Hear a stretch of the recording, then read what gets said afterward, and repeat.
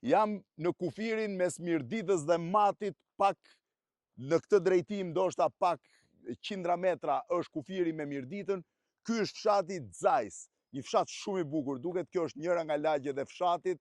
Në këtë pjesë është lagja tjetër ku është flamuri amerikan dhe shqiptar dhe një kal që po kullot, ndërsa në anën këtej është një pyll jashtëzakonisht i bukur dhe lumi poshtë së bashku me urën. Po ç'është ky emër gjerman, Zeiss, ngjan me Carl Zeissin e famshëm. Në fakt, ka një teori në historinë shqiptare që është përmendur nga shumë vetë, që në këtë zonë, kryesisht të Matit, po dhe në disa zonat Mirditës, edhe pak më tutje, gjatë kryqëzatave, janë vendosur për të qëndruar në disa kampe që fillonin nga Durrësi e mbaronin deri në zonat më në thellësi, kryqëtarët gjerman. Gjerman dhe tjerë, po një pjesë e kryqëtarëve gjerman vendosën të mos largohen më, u martuan me gra vendase dhe mbetën këtu.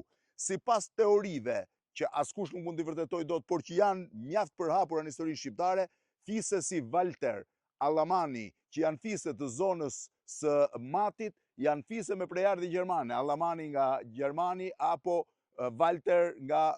Nuk është çudi që dhe emri Zeiss të ketë mbetur nga kryqëzatat, megjithatë nuk e them është krejtësisht hipotezë, gjithsesi në mes të maleve me një rrugë shumë të keqe për të arritur deri këtu është një nga fshatrat shumë bukur të Shqipërisë.